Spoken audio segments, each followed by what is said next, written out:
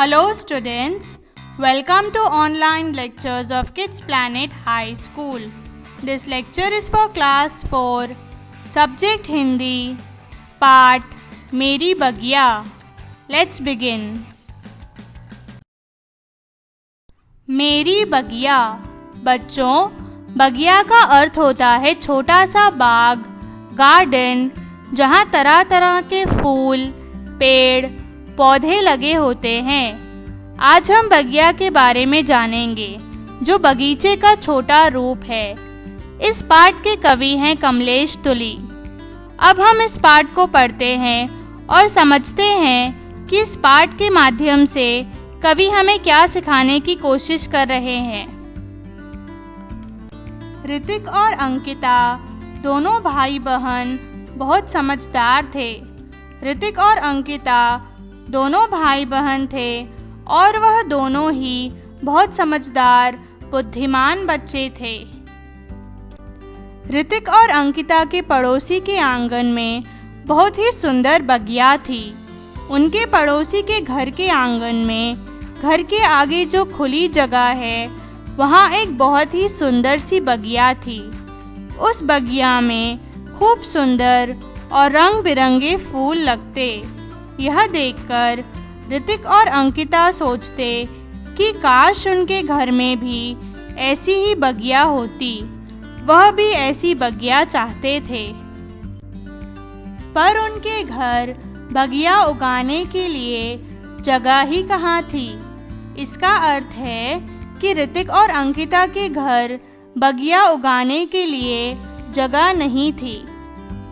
जब भी ऋतिक और अंकिता की माँ को पूजा के लिए फूलों की ज़रूरत होती, वे दोनों को उनके पड़ोस के घर भेजती और वह पड़ोस की आंटी की बगिया से फूल ले आते.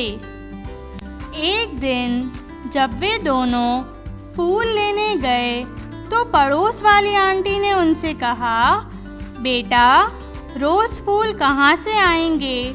2-4 फूल बचे हैं, ले जाओ. आंटी की बात सुनकर वे उदास हो गए.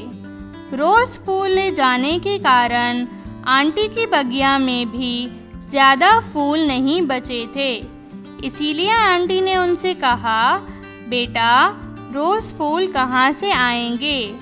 यह बात सुनकर बच्चे उदास हो गए.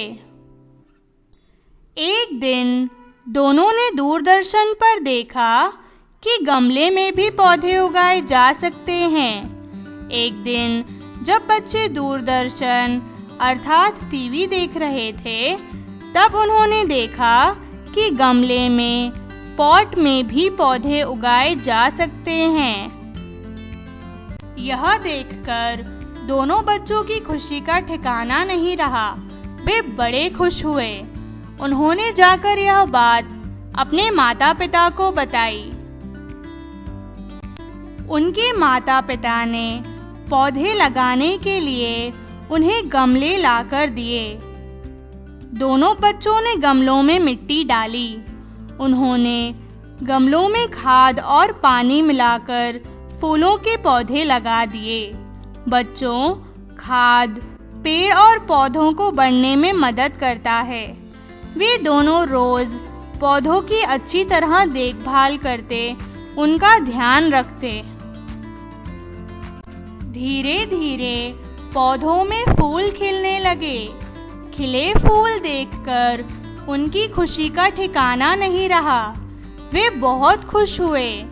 उनकी मेहनत सफल हुई. उनकी मेहनत रंग लाई और घर फूलों की खुशबू से महक उठा. घर में फूलों की खुशबू, फूलों की महक चारों तरफ फैल गई. जब यह बात उनके पड़ोस के अंकल आंटी को पता चली, तब वह भी बच्चों की बगिया देखने और उनका हौसला बढ़ाने आए. अंकल ने दोनों को शाबाशी दी, उनकी तारीफ की और कहा, सचमुच जहाँ चाह वहाँ राह. बच्चों, जहाँ चाह वहाँ राह का अर्थ होता है कि अगर हम कुछ करने की ठान लें और उसके लिए कड़ी मेहनत करें तो हमें सफलता ज़रूर मिलती है।